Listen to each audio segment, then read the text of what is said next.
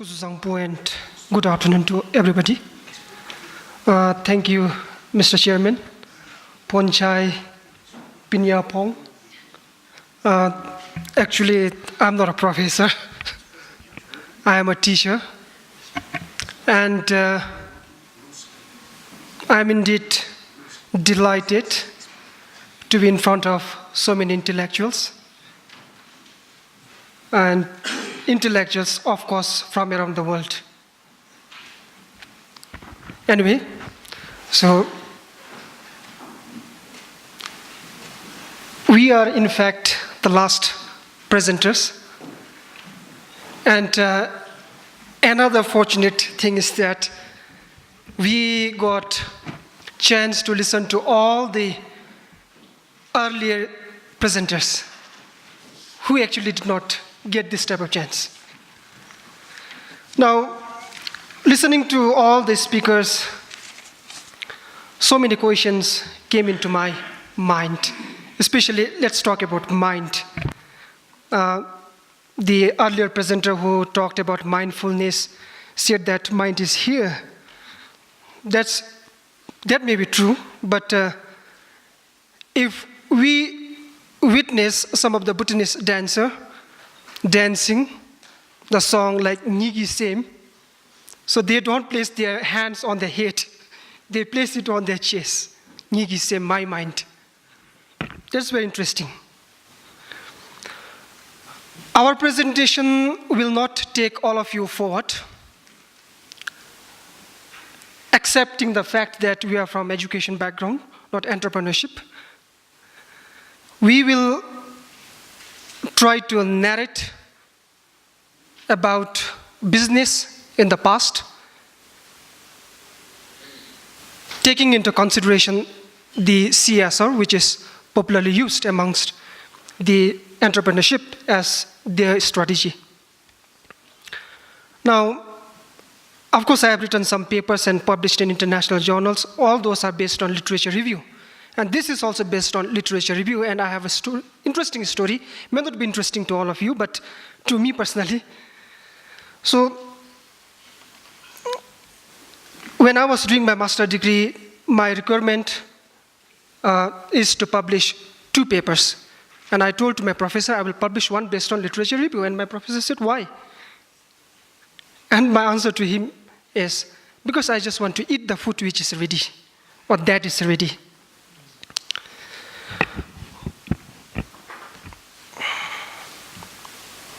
So this is the overview of our presentation. So we will basically talk about the purpose of the review, the methodology that we have used, and then results and discussion, of course.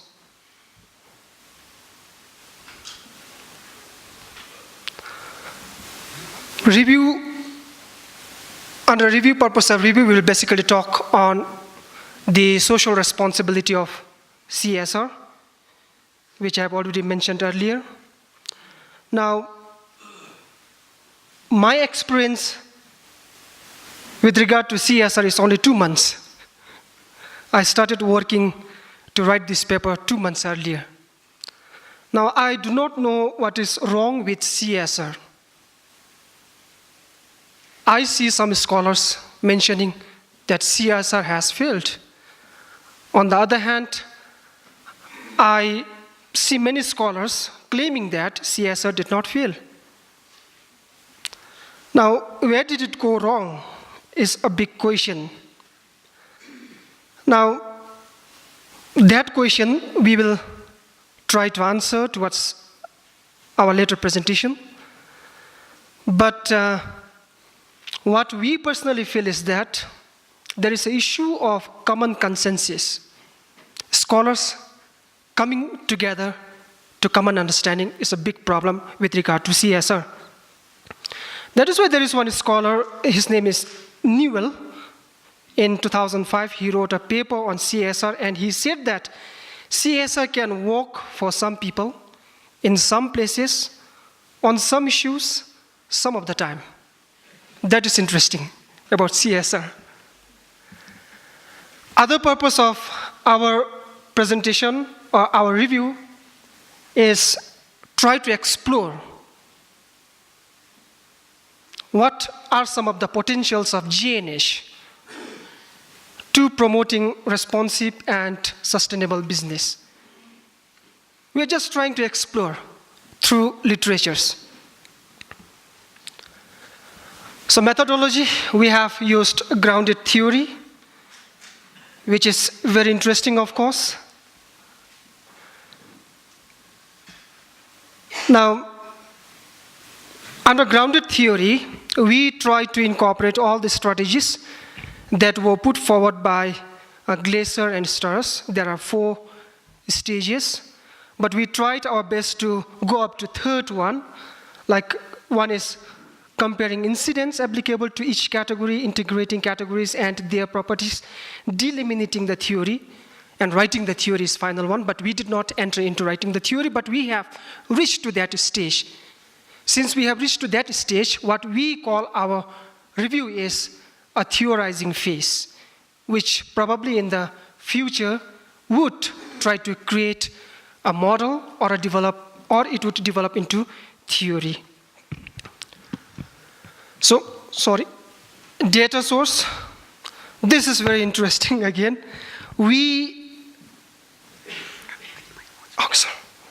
Thank you. We browsed 114 articles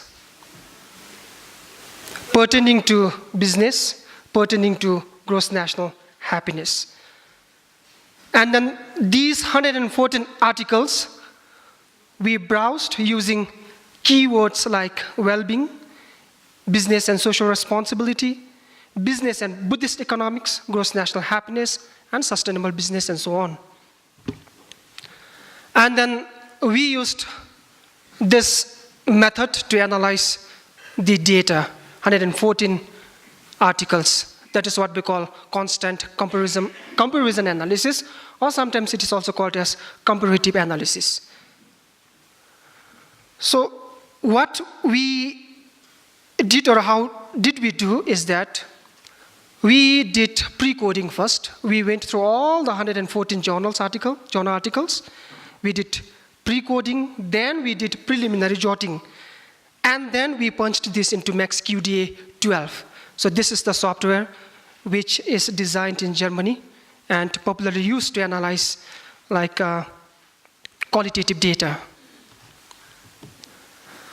Now, under result and discussion, we will discuss 4 broad concepts. We will not discuss all the concepts that we generated.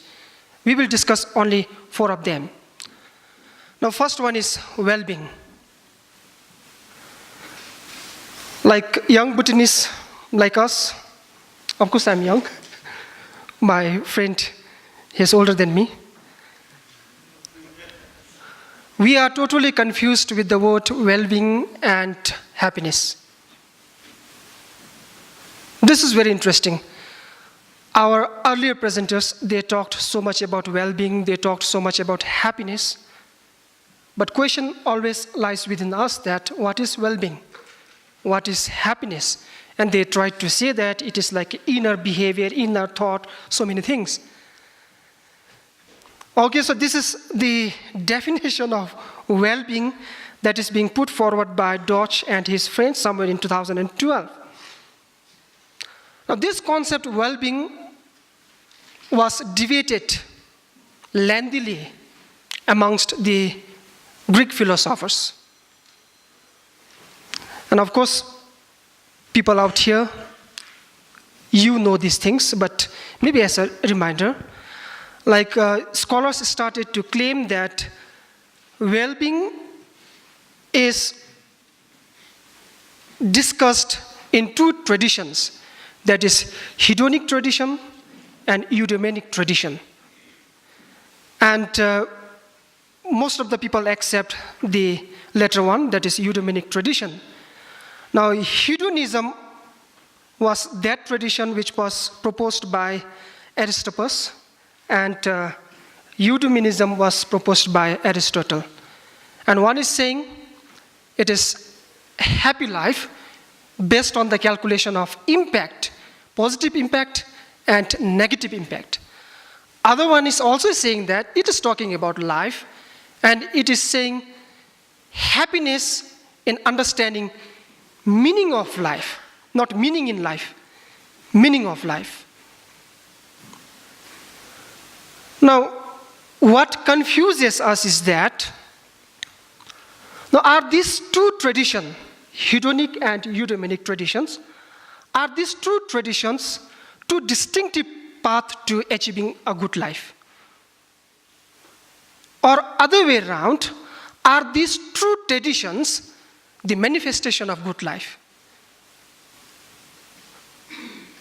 And another thing that I mentioned earlier is we are confused with the word well-being and happiness because they are used interchangeably.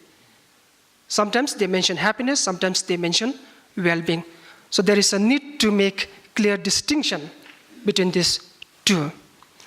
So in order to provide some ideas about well-being, so we have this one. So Dorji et al., so they have proposed this universally accepted definition of well-being, though very simple. So it is a seesaw. Now, on the other hand, we have resources, and on the other side, we have challenges. Now, we need to know how to manage this. So if resources or if challenges are more or underutilized, then the seesaw is going to dip in other way around. So we have used this concept later to discuss the potential of G&H in realizing the sustainability of business. Okay. Now, business and social responsibility is another area that we would like to discuss about, taking into consideration two different frameworks. That is modern Western economics and Buddhist economics, which is not new, already discussed by so many presenters. Now, okay, so if we look into this framework, they are just the opposite. Western economics says maximize profit, and Buddhist economics says minimize suffering. Just the opposite. And the sustainability of Western economics, we believe, is basically taken care by bigger is better and more is more. So there is no limit. So you must have earned this year, okay, this year our capital earning is like $2-3 billion. Next year we need to attempt for another 3-4 extra or additional $1 billion.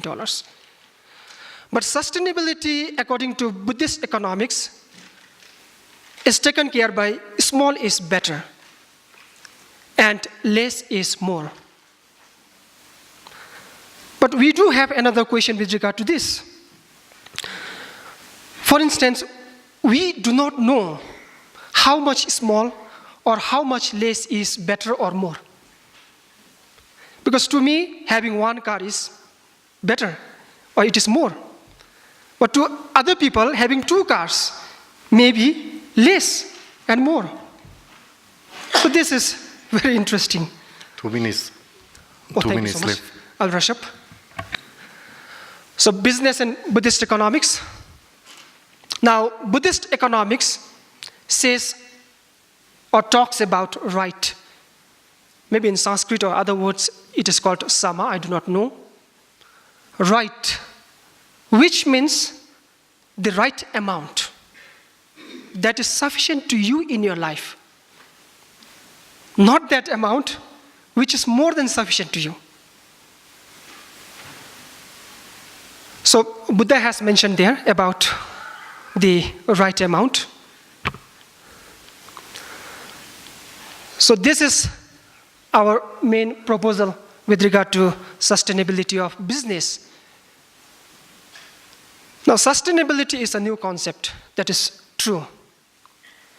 So many things happened in business, and the concept of sustainability came later, somewhere in 1980s. And Brundtland Commission has defined sustainability in this way, which is accepted by many scholars. Even we do in terms of gross national happiness. Okay, so I will directly go to our proposal. This is G&H sustainability framework of business. So we borrowed the idea from Dorji et al. When they tried their best to define well-being. So we used that idea to measure the sustainability or to ensure sustainability of business through GNH. So this is again seesaw. In the center we have good governance. Good governance plays important role in balancing these two, providing service and balancing resource and challenge. And GNH in terms of sustainability is few steps ahead, because we have given more importance to environment, which is very important. Other way around in CSR or triple bottom line, they have given importance to people, society. But we give importance to environment. Then we give importance to people, then to economy. We are still working on it. We will try to give to this framework better shape later. Now, resources and good governance. Okay, so values are there. We have true bridges of values. And these values indeed will take care of the sustainability of business. Thank you. I'm running out of time. Thank you so much for listening to me.